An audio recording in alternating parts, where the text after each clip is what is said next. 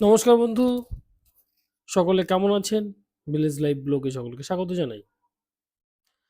তো যেটা বলছিলাম, স্বরবর্ণ উচ্চারণের কতগুলো নিয়ম রয়েছে।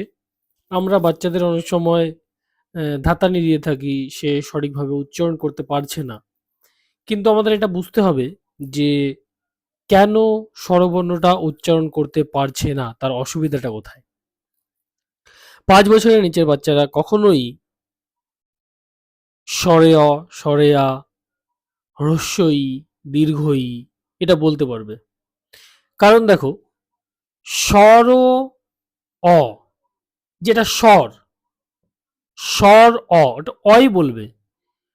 ওরা স্বরে অ বলতে পারবে না, ওদের কাছে কঠিন মনে হবে। ওরা বলতে পারবে অ, যেটা স্বর আ বলছি সেটাকে ওরা বলতে পারবে আ, যেটাকে আমরা বলছি হ্রস্ব ই সেটাকে ওরা বলতে পারবে ই, যেটাকে আমরা বলছি দীর্ঘ ই সেটাকে ওরা বলতে পারবে ই।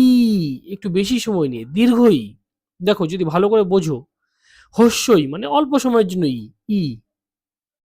যদি বলি দীর্ঘ ই, এই ইটা কিন্তু ই, কিন্তু এটা একটা দীর্ঘ সময় ধরে উচ্চারণ হবে ই, দীর্ঘ ই। সেরকম হ্রস্ব উ, ছোট উ, দীর্ঘ উ, যেটা হচ্ছে উ। বুঝতে পারলে?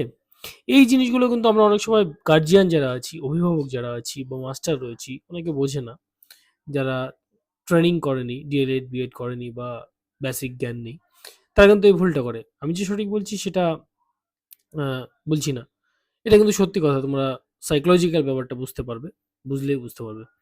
এই জিনিসগুলো বাচ্চাদের কাছে কঠিন মনে হয়। কখনো এর জন্য চাপ দেওয়া উচিত নয়। তারা সঠিকভাবে উচ্চারণ করতে পারবে, কিন্তু তাদের সময়ের প্রয়োজন। প্রথম আমরা ই, ই, উ, উ, রি, লি, এ, ওই, ও, ঔ এগুলো শেখাবো। অ, আ, ই, ই, উ, উ এরকম শেখাবো। তাদের সরোয়া, সরোয়া এটা শেখানোর দরকার নেই। একদম ছোট বাচ্চা যারা। তো ধীরে, ধীরে যারা তখন বড় হবে তখন সেই উচ্চারণগুলো কিন্তু তারা করতে পারবে। তো বন্ধুরা, এই টপিকে আমি কিন্তু এটাই বলতে চাচ্ছিলাম। তোমরা আশা করছি আমি বুঝে গেছো আমার কথাটা বা আমার বক্তব্য। আর এই ভিডিওতে এখানেই এন্ড করছি। ফিরে আসবো তোমাদের সঙ্গে আবার কোনো একটা টপিক নিয়ে। অবশ্যই লাইক, কমেন্ট, সাবস্ক্রাইব করে মনোবল বাড়াও। ধন্যবাদ। ফিরবো খুব তাড়াতাড়ি। ধন্যবাদ।